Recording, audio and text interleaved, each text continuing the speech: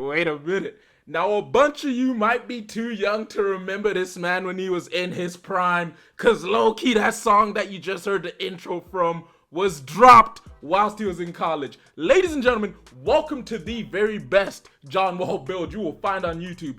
Ayo, what it do, YouTube? It's your boy Alvin MB10, aka AMR10, aka everybody's favorite older brother, because I am getting old. But yeah, what I got for you today happens to be the best John Wall build out there, aka the best slashing playmaker build. Now, for those of you who remember John Wall right-handed in his prime back in his Washington days, jersey number 2.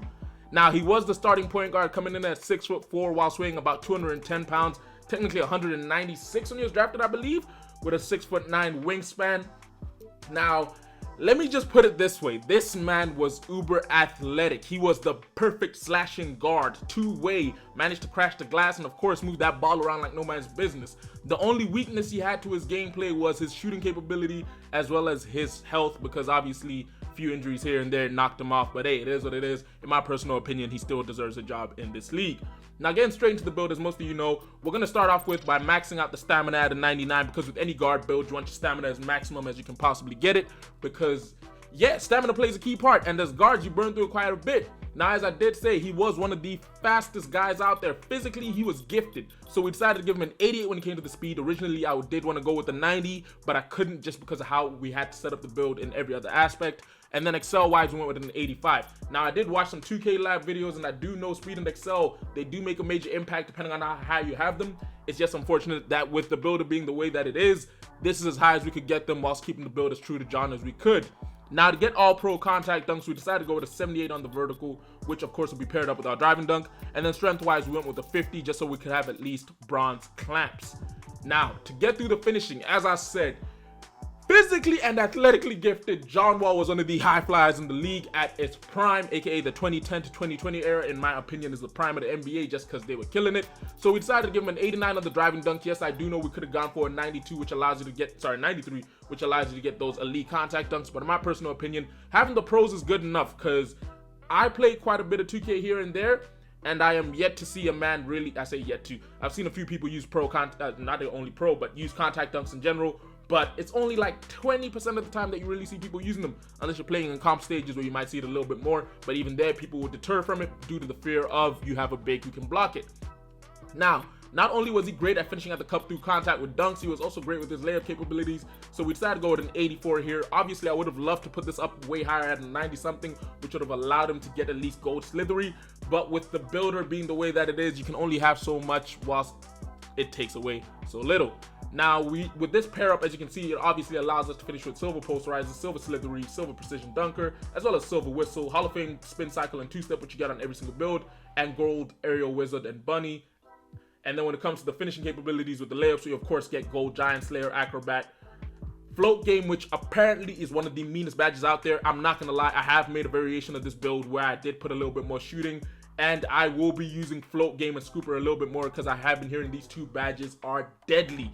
And then the next thing we decided to go to is the shooting. As I did say, this happened to be a weak point for him. Now, I wouldn't say it was uber terrible, but it wasn't one of the best shooters in the league. So we decided to go with a 79 on the mid-range jump shot, as well as a 71 on the three ball, which really reflects his shooting capabilities. And from what I know, with the three-pointer at like a 71, you can make jump shots. Me using my LeBron build, I'm able to make them, so you should be able to. All you really have to do is find a jump shot that suits you, that you can get the timing down with, which of course with the 79 on the mid-range allows you a lot more capability when it comes to choosing a jump shot animation.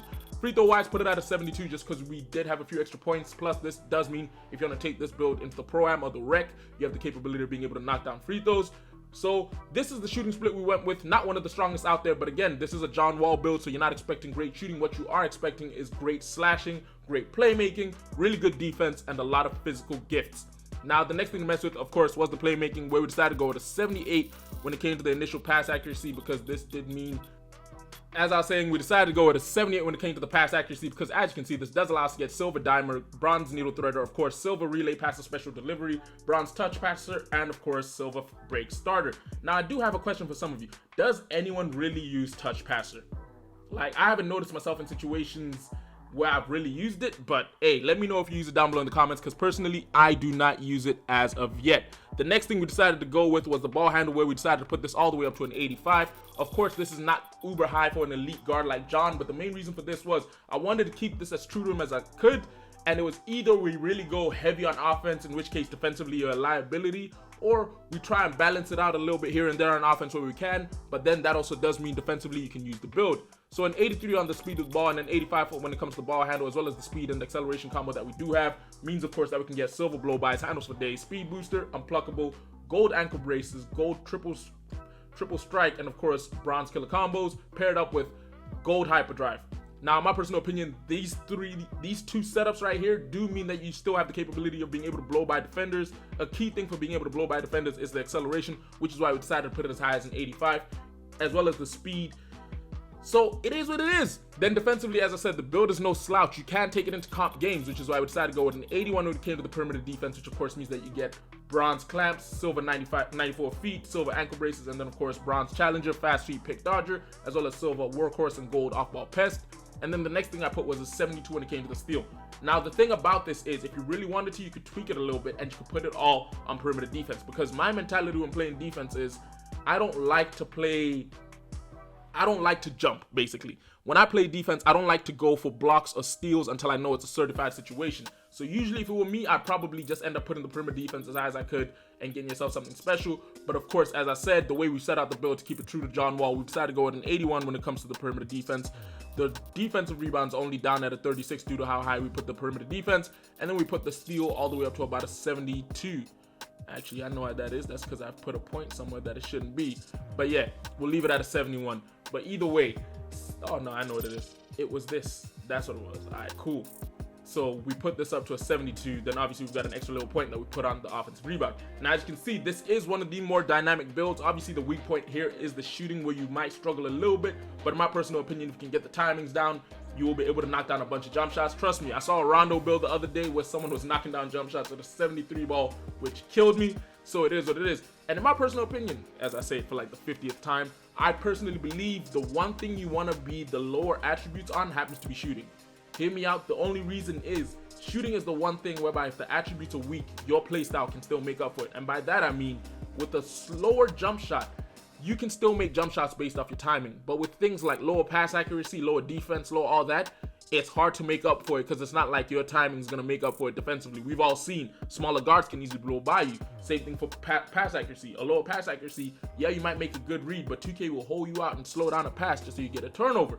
Now, the name of the build and the shades of that we happen to get for this are, firstly, a Nugget, a King, a Cavalier. You know it's going to be Darius Garland and De'Aaron Fox in this. And then, of course, the Nugget is none other than Mahmoud Abdul-Rauf. And the name of the build is an inside the arc threat. In my personal opinion, this is one of the best slashing playmaker builds out there.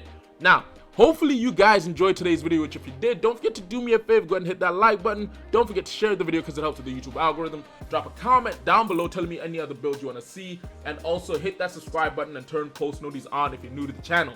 Now, if we do get 20 to 30 likes on this video before Friday, we will drop a Boogie Cousins build, because ladies and gentlemen, I've made John Wall, Boogie Cousins, and Monte Ellis. I got all three builds ready to go. It's all up to you guys and how much support we get on the videos. Either way, I'm gonna post it, but it is what it is.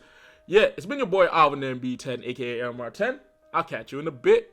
Deuces.